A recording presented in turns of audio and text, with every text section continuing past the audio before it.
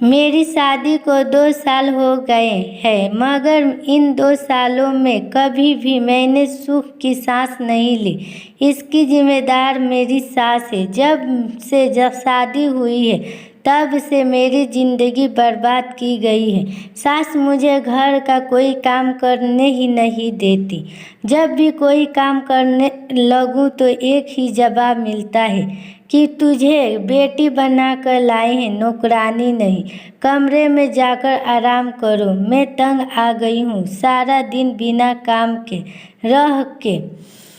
अब कल की ही बात ले लो। गर्मी की दिन है तो मैंने सोचा कि पेड़ के नीचे बैठूं, थोड़ा आराम करूं, लेकिन मेरी सास माँ ने तो कमरे में एसी लगा दिया है कि बाहर बैठोगी तो रंग काला न पड़ जाए। तुम पापा की परी हो, हमारी भी नाजुक सी गुड़िया हो। क्या करूं?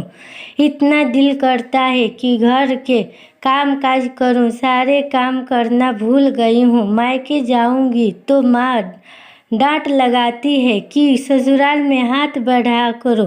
अब कल ही मैंने सासू माँ से कहा कि मुझे किचन में काम करने दे, तो मुझे पार्लर भेज दिया। कहने लगी कि अपनी लुक संवार लो, घर के काम काज के लिए तुम्हारी ननदें हैं ना। अब तीनों टाइम खाना कमरे में ही मिल जाता है और चाय भी। पति से शिकायत की तो पति कहने लगे, इस मामले में मैं कुछ नहीं कर सकता, मैं माँ से बात नहीं कर सकता, तुम्हें कि सब करना होगा। आज सुबह की सासू माँ पति से कहा, इसे किसी ठंडी जगह घुमाने ले जाओ, यहाँ बहुत गर्मी पड़ रही है। मैं तो तंग आ गई हूँ इन सब चीज़ों से।